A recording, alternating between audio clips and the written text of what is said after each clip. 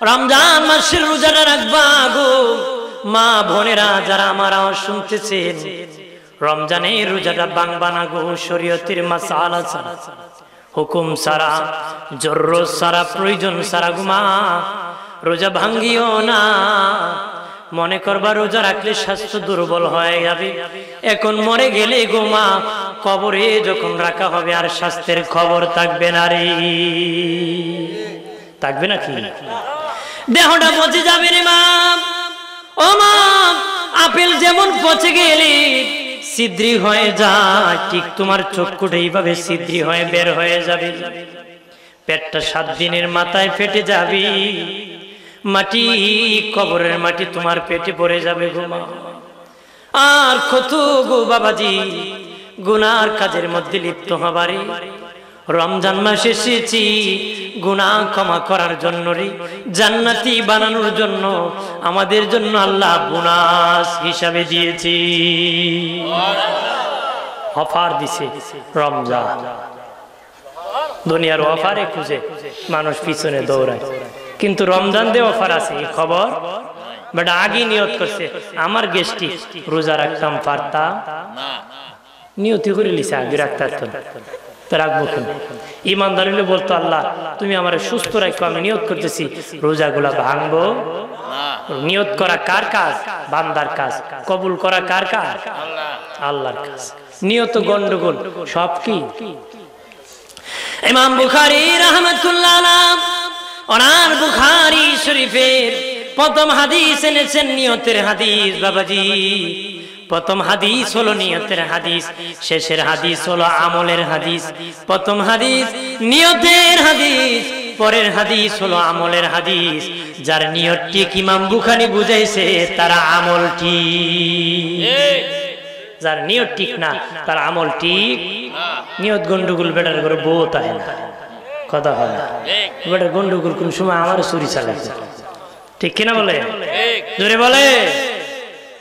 নিয়ত গন্ডগোলে সব শেষ হয় যায়।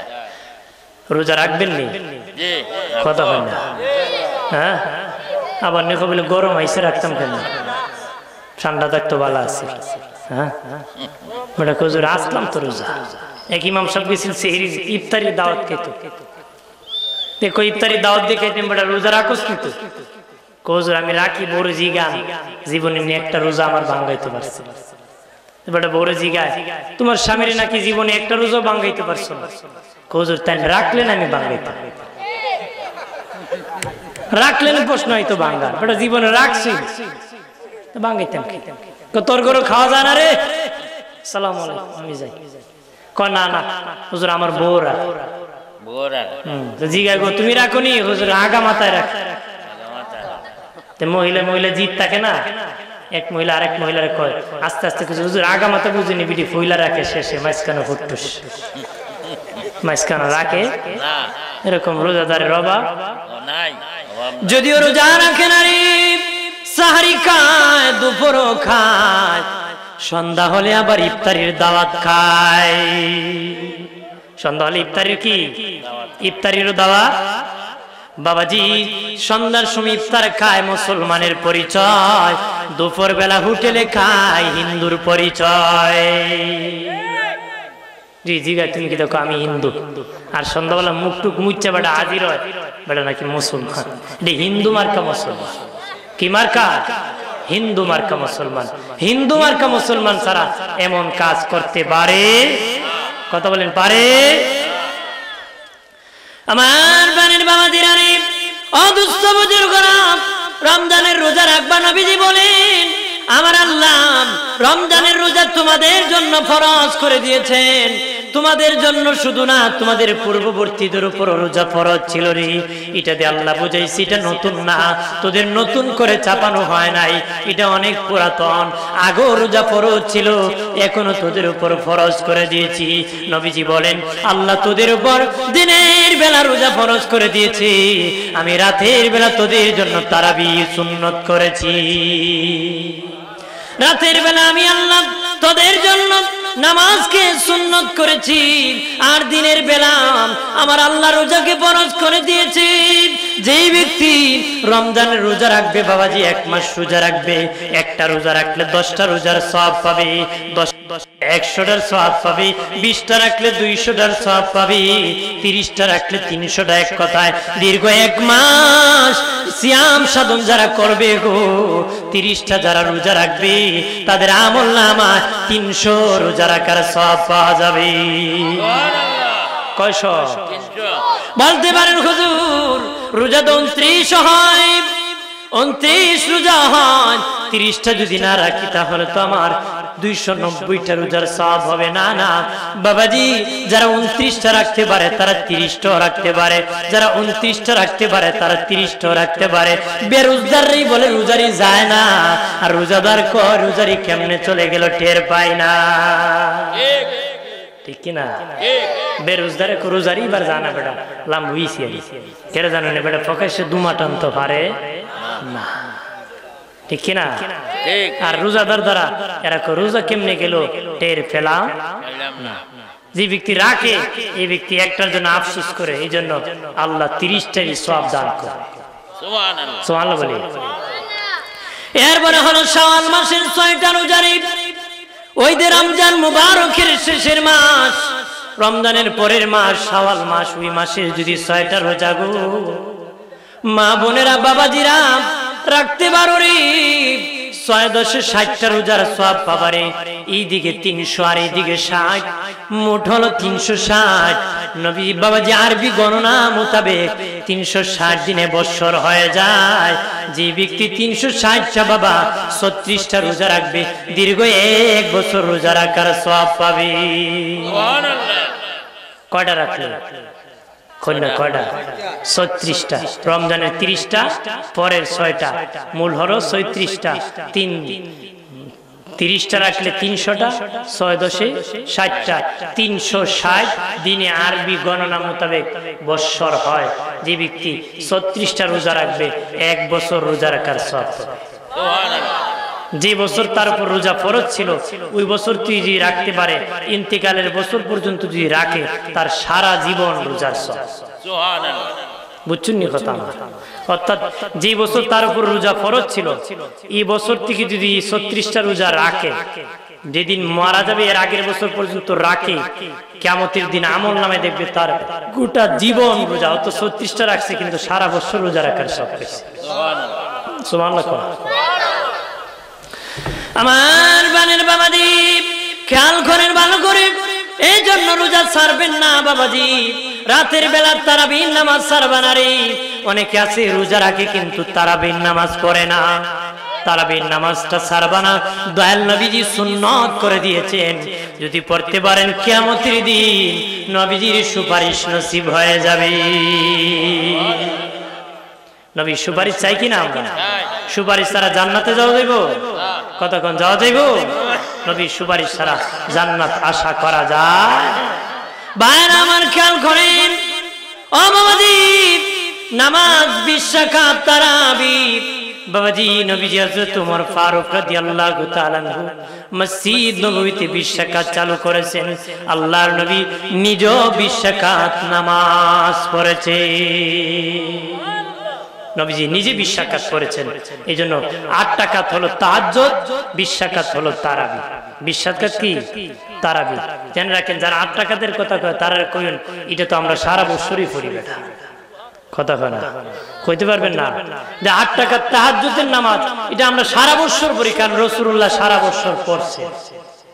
যে পারে পড়ে না, যার সম্ভব হয় পড়ে। আর 20 রাকাত এটা তারাবির নামাজ রমজানে পড়ি আমরা। সুবহানাল্লাহ। জোরে কর। আমার বানের বাবাজি খেয়াল করেন ভালো করে, ইফতারের দাওয়াত দিবারে, ইফতার খাবাম। নবীজি বলেন কেউ যদি কাউকে ইফতার খাওয়ায়, ইফতারের দাওয়াত দে, ইফতারের দাওয়াত দে, সারাদিন রোজা রাখিয়া যে সওয়াব পাবে রে, ওই ইফতার করনেওয়ালার আমলনামায় 1 রোজার সওয়াব দেওয়া হয়। সুবহানাল্লাহ। বলতে পারে হুজুর তাহলে হে বেটা বাড়ি ইফতার করুন যেত না, আমার রোজার সওয়াব নিব না। অনেকে আছে কয় না, নেই এটা ভুল ধারণা। আল্লাহ গরিব নাকি আমাদের? আল্লাহ ওই লোকের তোমার রোজার সব তারে দিবে না, অর্থাৎ ওই লোকের নেকির সব তারে দিবে। সুবহানাল্লাহ জোরে ক, ওই লোকের নেকির সব দিয়ে দিবে। ও বাবাজি, একজন গরিব মানুষ ঘরে ইফতারি নাই, প্রত্যেক গার্জেন চায় তার ঘরে ইফতারি হাজির করুক। ছেলের সামনে বিবির সামনে ইফতারি হাজির করবে প্রত্যেক গার্জেন চেষ্টা করে। যারা গরিব মা ধৈর্য ধারণ করে খায় গো, না শুকুর আদায় করিও না, স্বামীর সাথে গুসা দেখাও না, শুকুর আল্লাহর আদায় করবা। যে হালে আল্লাহ রাখি সেই হালে আলহামদুলিল্লাহ। কি বলবো? আলহামদুলিল্লাহ।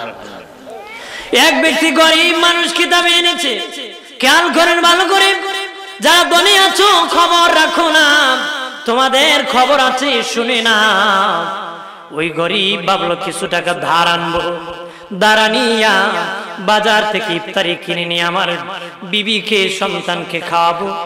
কিন্তু ধনী পাশের বাড়ি মুসলমান ধনীর কাছে যায়, ধনী আমাকে কিছু টাকা ধার দিবানি? ধনী ধার দিব দূরের কথা, উল্টা তাকে ধমক মেরে বিদায় করে দিছে। উল্টা কি করছে? ধমক মারছে। ওই গরিব মানুষ কান্না করে বাড়ি ফিরতেছে, কান্না করে করে বাড়ি ফিরে। রাস্তায় একজন বিদুর্মীর সাথে লেখা, বিদুর্মী বলে, ভাই ও মুসলমান ভাই, কেন রে কান্না করতেছ রে? ও আপনার কাছে বলে লাভ নাই। বলে দেখো লাভ হতে পারে রে। আমি আমার মুসলমান ভাইয়ের কাছে ইফতারি কেনার জন্য কিছু ধার আনতে গিয়েছিলাম, দিবি দূরের কথা পাল্টা ধমক মেরে দিয়েছি, পাল্টা ধমক মেরে দিয়েছি। তখন বাবাজি ওই বিদুর্মী বলে, ভাই অনুমতি যদি দিতা গো, আমি তোমাকে কিছু উপহার দিতাম। কি দিবা? তোমাকে আমি ধার দিব, আমি সাহায্য করবো। কোনা ভাই আপনি লাগবে না, কোনা না নিয়ে যাও, দান না তুমি পরে আমাকে দিয়ে দিও। সুবহানাল্লাহ বলি। এরপরে প্রাণের বাবাজি ওই গরিব গরিব ওই গরিব মুসলমান ওই বিধর্মীর কাছ থেকে ধার নিয়ে বাবাজি নিয়ে গিয়েছে, ধার নিয়ে চলে গেছে বাজারে ইফতারি কিনিয়া নিয়ে বাবা বিবি বাচ্চাদেরকে খাওয়াইছে রে, বিবি বাচ্চাদেরকে খাওয়াইছে। খাওয়ানোর পরে ওই দিন রাত্রে ঘুমাইছে। ঘুমানোর পরে বাবাজি ঘুমানোর পরে ওই ধনীর কাছে ধার চেয়েছিল গরিব মানুষটা, মুসলমান ধনীও রাত্রে ঘুমাইছে। ঘুমের মধ্যে স্বপ্নে দেখে হাসরের মাঠ কায়েম হয়ে গেছে, মানুষ পানি পানি বলে চিৎকার করতেছে। রৌদ্র মানুষের মাথার কাছে সূর্য এসে গেছে, মাথার মগজ বাতের মারের মতন টকবক করতেছে, উঠতেছে বাবাজি ঘাম গেতে গেতে, কারো হাঁটু পর্যন্ত পানি, কারো কোমর পর্যন্ত, কারো বাবা বুক পর্যন্ত, কারো গলা পর্যন্ত। ওই ধনী দেখে ময়দান হাসরের মাঠ কায়েম হয়ে গেছে রে, ধরতেছে পানি পানি বলে দেখে বিশাল বড় বিল্ডিং দেখা যায়। ওই বিল্ডিং এর দরজার সামনে যাইয়া ডাক দিয়েছে একজন দারোয়ান ফেরেশতা বলে, দারোয়ান ফেরেশতা বলে কে? আমি আসছি, সেখানে একটু জায়গা করে দিবানি। তোমার নয়, গত রাত্রি গরিবকে যারা ইফতারির টাকা ধার দিয়েছিল তার জন্য আমার আল্লাহ এই বিল্ডিং বানাইছে। জোরে কর। শোনে না রে, গত রাত্রে ওই গরিবকে যে লোক টাকা ধার দিয়েছে তার জন্য আমার আল্লাহ এই ময়দানে বিল্ডিং বানাইছে। আল্লাহু আকবার বলে। তখন বাবাজি ওই ধনীর ঘুম ভেঙে গেছে রে, গরিবের বাড়ি ধরতেছে, যে গরিবকে ধার দেয় নাই। কয় ভাই ভুল করেছি রে, তুমি যে ধার চেয়েছো আমি তোমাকে ধারটা দিতে চাই। কয় না না, এই ধারের দরকার নাই, অমুক এলাকার বিধর্মী ভাই আমাকে ধার দিয়েছে, যদি দিতে চাও ওর বাড়ি যায় টাকাটা ফেরত দিয়ে আসলে। ধনী বিধর্মীর বাড়ি যায়, কো ভাই আমার মুসলমান ভাই তোমার কাছ থেকে এই টাকা ধার এনেছিল, আমি এটা তোমাকে পরিশোধ করতে চাই, আদায় করে দিতে চাই। ওই বিধর্মী কয় গত রাত্রে টাকা পরিশোধ হয়ে গেছে। কেমনে হয়েছে রে? কই শুনে না, গত রাত্রিতে আমি যখন রাত্রে শুয়ে গেছি রে, আমার নূরের নবী রাত্রি আমার সাথে দেখা করেছে।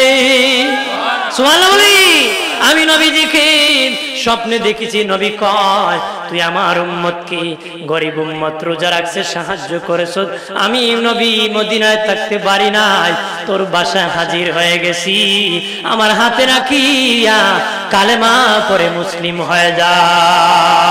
আমি মুসলমান হয়ে গেছি, এই টাকার বিনিময় আল্লাহর জান্নাত কিনে ফেলেছি।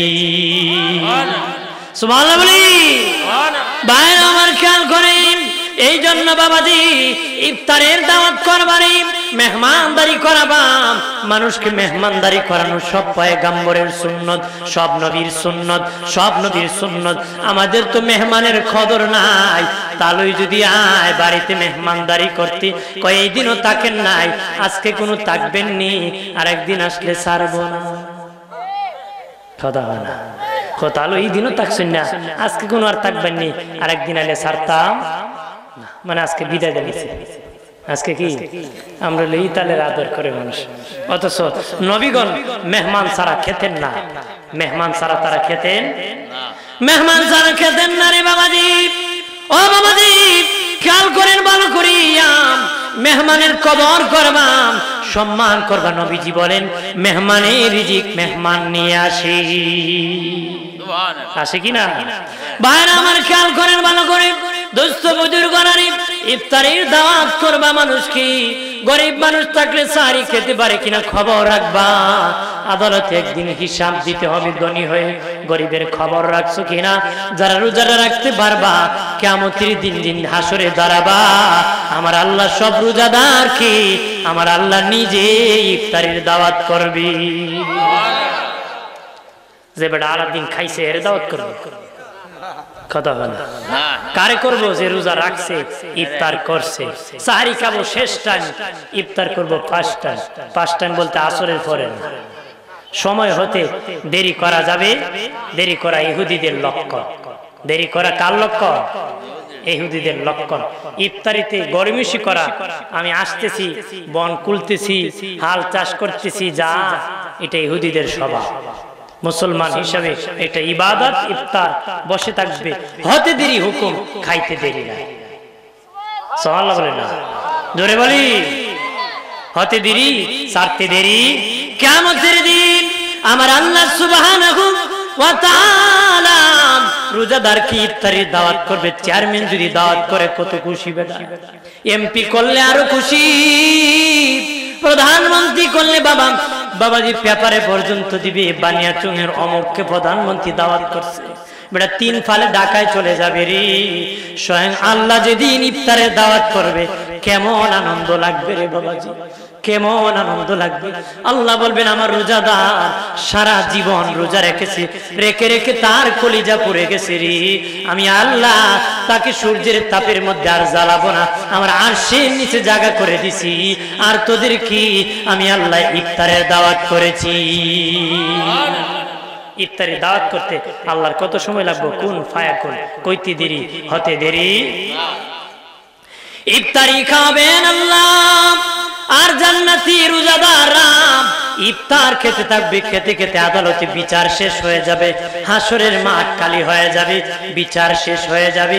ফেরেশতাকে আল্লাহ বলবেন বিচার শেষ, ফেরেশতারা খুব আল্লাহ রয়ে গেছে, রোজাদাররা ইফতার করতেছে, তাদের তো এখনো বিচার হয় নাই। কারা রইছে? রোজাদাররা ইফতারি খানিতে রইছে, এদের বিচার হয় না। তখন আমার আল্লাহ বলবেন এ ফেরেশতারা, আমার বান্দা বান্দি খাওনে আছে রে, দুনিয়ায় খাওনে কোনো বিচার চলতো না, খাবারের মধ্যে কোনো বিচার চলে না। বাবা ছেলের প্রতি রাগ করে আছে, লাঠি নিয়ে ঘুরতেছে, যে দিয়েছে পাখের ঘরে বাবা সন্তান খেতেছে, বাবাকে খাওনে আসো বলে ক্ষমা করেছি, ঠিক না বলেন? আল্লাহ বলবেন হ্যাঁ ফেরেশতারা, আমার বান্দা সারা জীবন রোজা রেখেছে, আমি আল্লাহ তাদেরকে এখন ইফতারের দাওয়াত করেছি, খাওয়ানে কোনো বিচার থাকে না। আর রোজা আমার জন্য রেখেছি, আমি তাকে রোজার প্রতিফল দিব। কত দিব? যত দরকার তত দিব। কত দিব? যত দিলে জান্নাতি হবে তত দিব। বিচার চলবে না, যা নেকি দরকার তা দিয়ে দিছি রোজার বিনিময়। সব জান্নাতি, রোজাদারকে জান্নাতের মালিক বানায় দিছি। আল্লাহ কব খাওন খাইতেছে, বিচার চলে না, মাফ করে দিছি, তোরা জান্নাতে যা। কারণ দুনিয়া দিনে খাইলইব না, খালি ইফতার খামো, সাহারি খামো, রাত্রে খাইমো নাকি?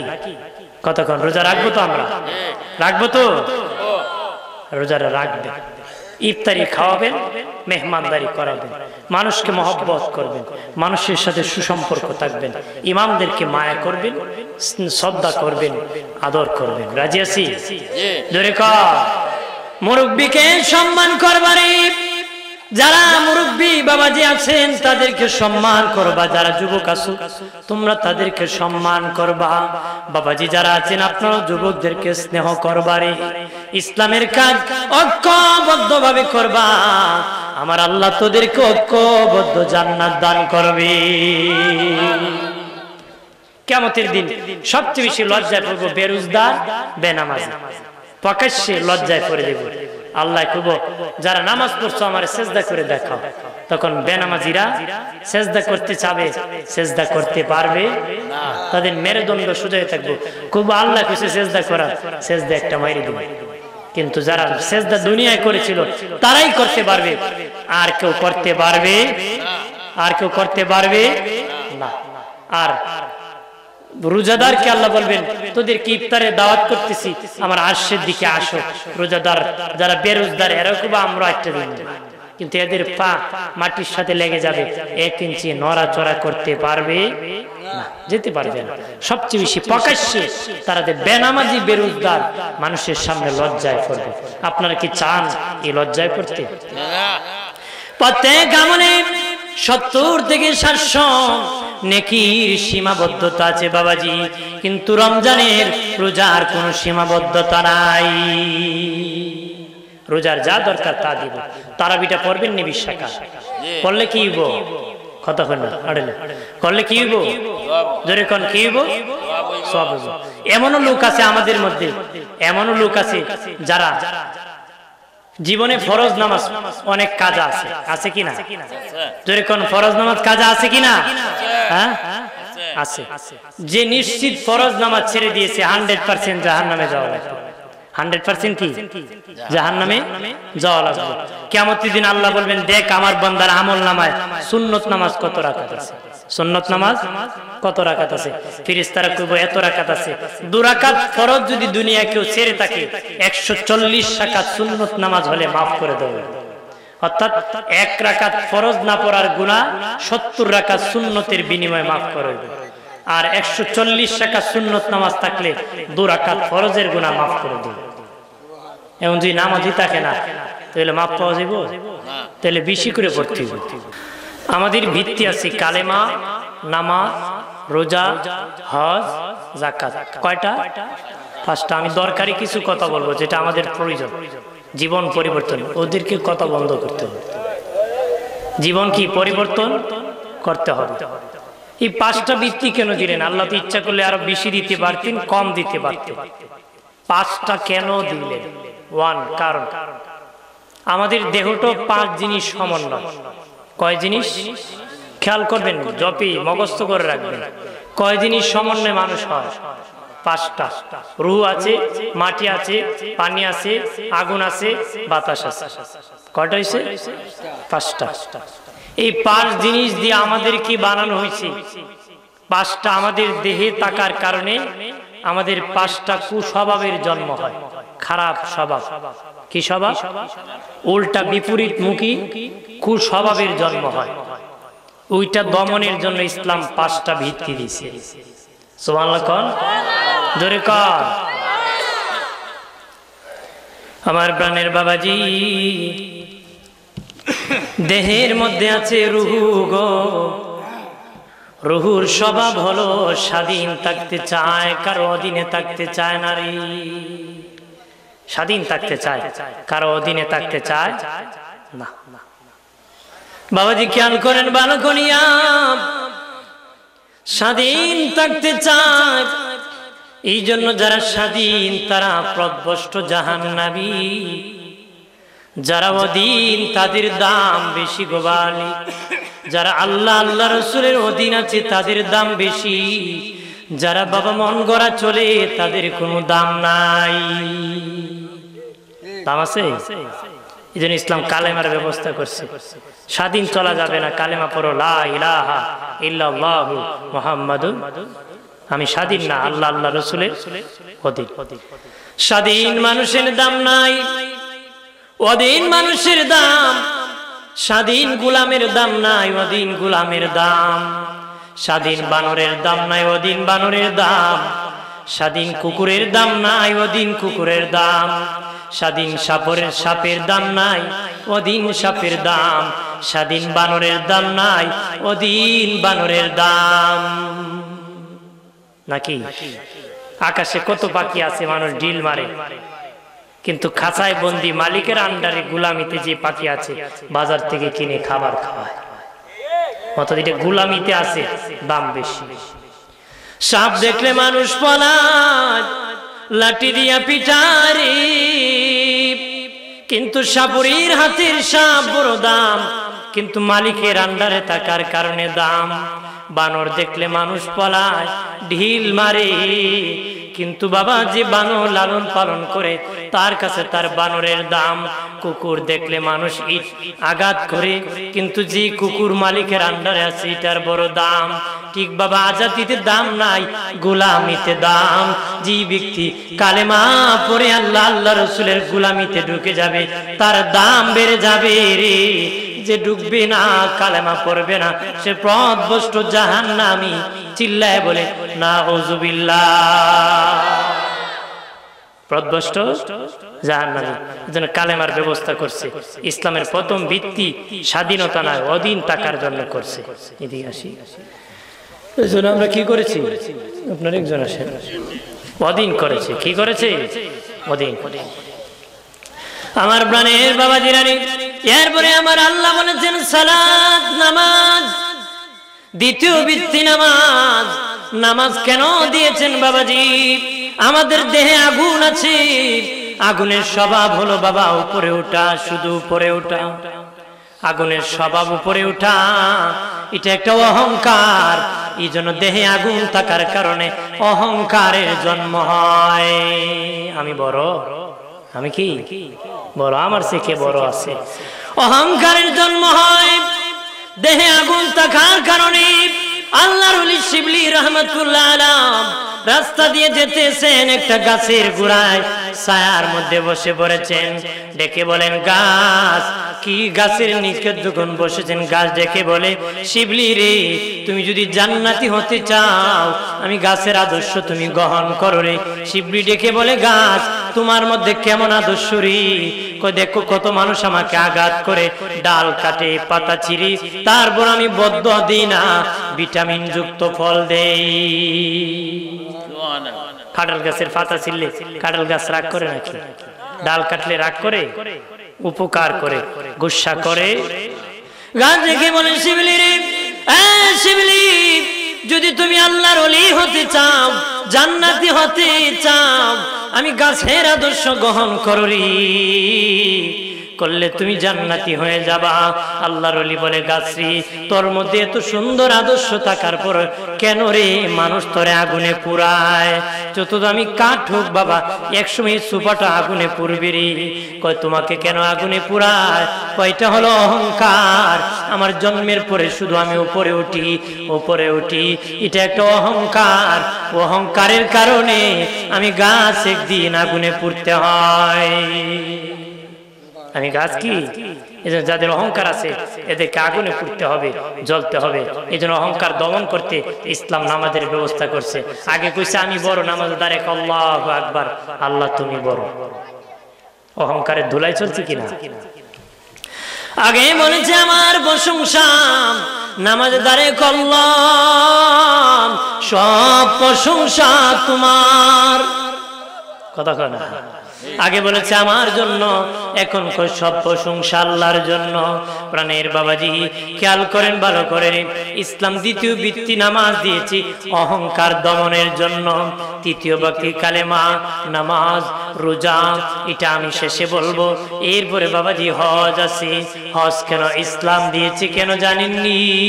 প্রাণের বাবাজি খেয়াল করেন ভালো করে, আমাদের দেহের মধ্যে আগুন আছে বাবাজি, আমাদের দেহের মধ্যে পানি আছে, পানির স্বভাব হলো রে নিচু জায়গা দখল করা, নিচু জায়গা দখল করা। এই জায়গায় পানি ফেললে নিচে পড়বি, এরপরেও নিচে যাবি রে। বৃষ্টি হলে আগে খাল ভরে, তারপরে রাস্তা ভরে, তারপরে বাড়ি উঠান ভরে, তারপরে মানুষের ঘর নিচে চলে যায় পানির নিচে। অর্থাৎ পানির স্বভাব নিচু জায়গা দখল করা। দেহের মধ্যে পানি থাকার কারণে নিচু লোক তোমার যে যারা আছে তাদের উপর নেতৃত্ব দিতে চায়, কর্তৃত্ব দিতে চায়, অধিকার খাটাইতে চায়। ওই মানুষের কুস্বভাব জন্ম হয়, এটা দমনের জন্য আমার আল্লাহ হজের ব্যবস্থা করেছে। যাও মক্কা মদিনায় যাও, যাই দেখো কে ধনী কে আমির, কে ফকির চেনার কুদরত নাই। শিলায় ছাড়া জামা কাপড় পরে, শিলায় ছাড়া কাপড় পরে ঘুরতেছি, কাবা ঘরে তাওয়াফ করতেছি, সবাই একই রকম কাপড়। নেতৃত্ব শুধু দুর্বলের উপর দিতে চায়। আল্লাহ কো দেখ সবল দুর্বল আমার কাছে সব সমান, সব আমার কাছে কি সমান। এরপরে বানের বাবাজি খেয়াল করেন ভালো করে, আমাদের দেহের মধ্যে আছে বাবাজি, এরপরে ভিত্তি হলো যাকাত। আমাদের দেহের মধ্যে আছে মাটি, মাটির স্বভাব হলো বাবা কোন কিছু মাটির মধ্যে দিলে খেয়ে ফেলা। একটা বাঁশ গাললে কিছুদিন পরে সমানে খেয়ে ফেলবে, রড গাললে বাবা হালকা করে দিবে, বেশি দিন লেগে বাবা একবার শেষ করে দিবে। মাটির স্বভাব হলো মাটি খেয়ে দিবে, এটা ছাড়বে না রে। ঠিক আমাদের দেহের মধ্যে বাবা মাটি থাকার কারণে কুস্বভাবের জন্ম হয়। কি স্বভাব? অর্থাৎ কোনো কিছু যদি তাকে দিতে চায় না রে। মানুষ কয় টাকার নাম বাবাজি, যার কাছে যায় তার কথা কয়, হ্যাঁ যার কাছে যায় তার কথা কয়। কেন কো জাননি? দেহে মাটি থাকার কারণে ফেরত দিতে চায় না, তার ইচ্ছে খালি জমাইবো, জমাবো, বড় লোক হবো, কাউরে দিব, আল্লাহ রাস্তায় দান করব না, ফকিরকে দিব না, খালি জবরদখল করব।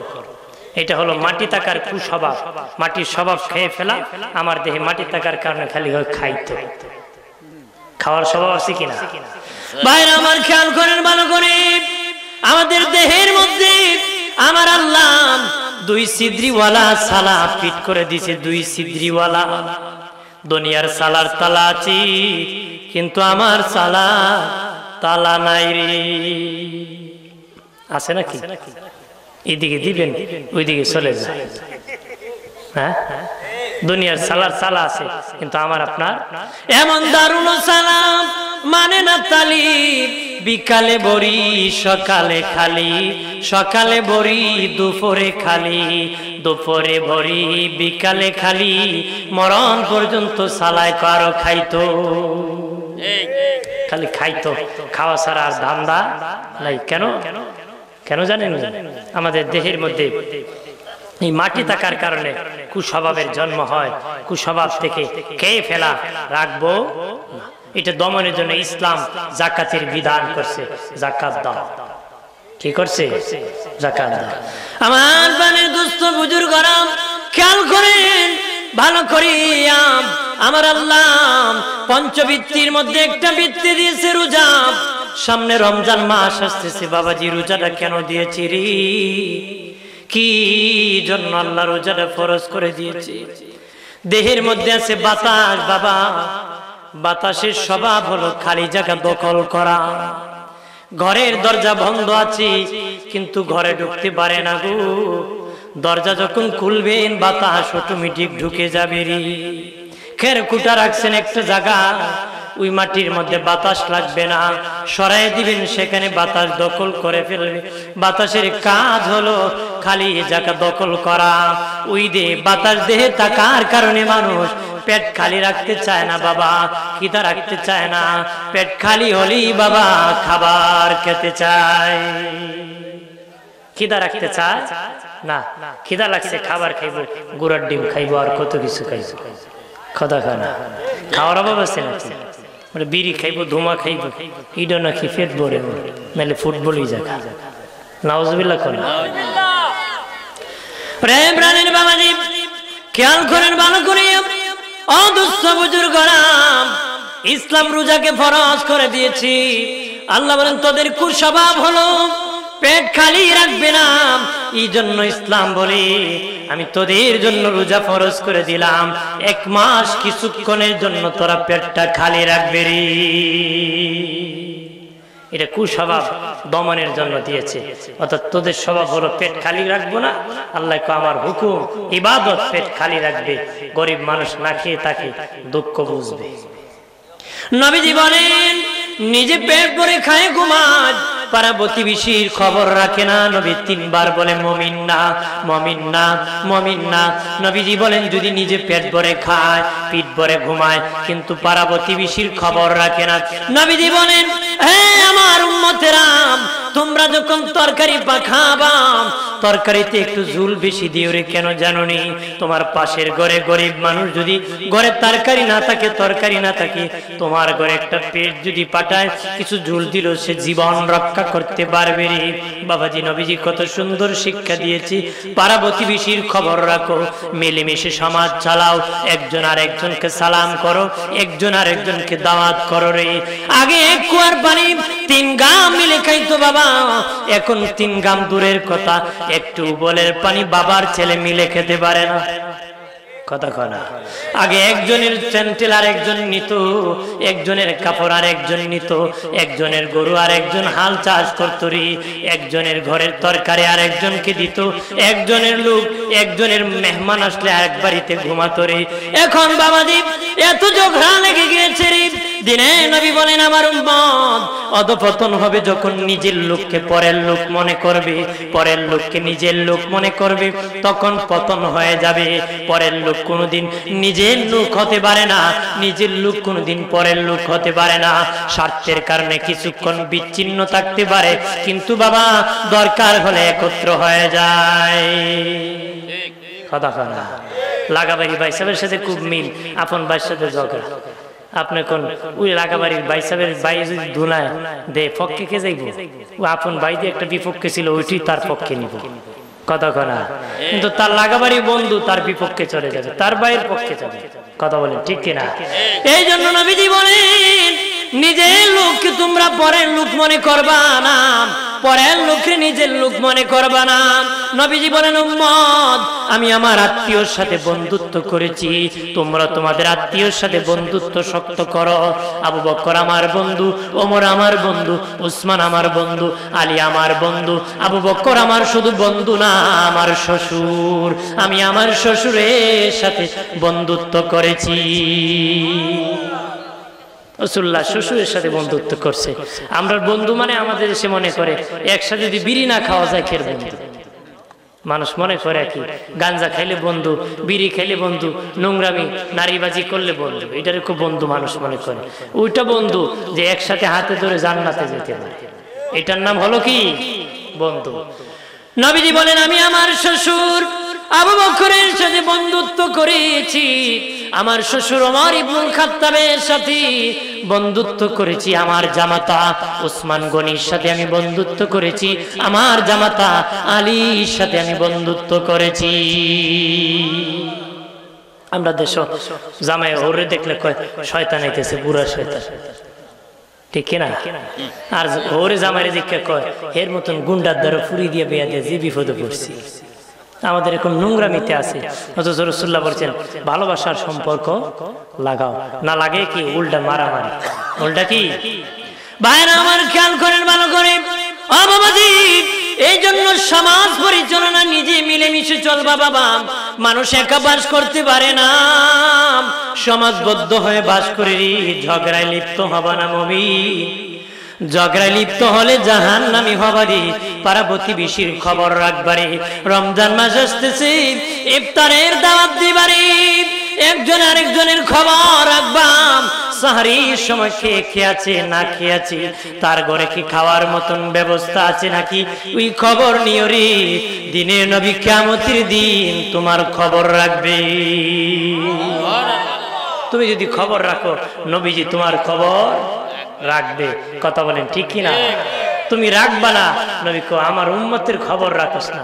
তুমি যত মানুষের বিষয়ে দয়ালু হবা, আমার আল্লাহ তোমার জন্য দয়ালু হবে রে। নবী বলেন যে আমার উম্মতকে বেশি ভালোবাসবি, আমি রাসূলুল্লাহ তাকে বেশি ভালোবাসবো রে।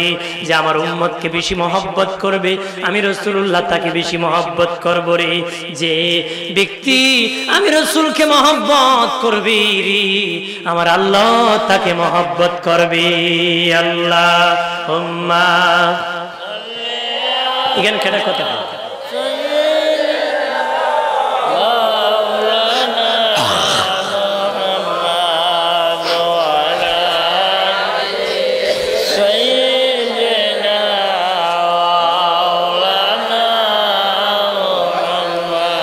মক্কা থেকে ওঠে রবি,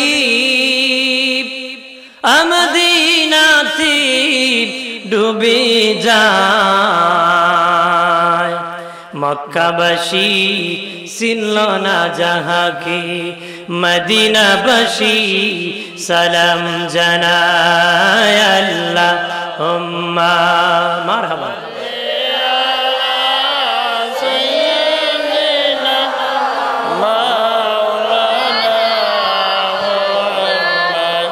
وعلى آله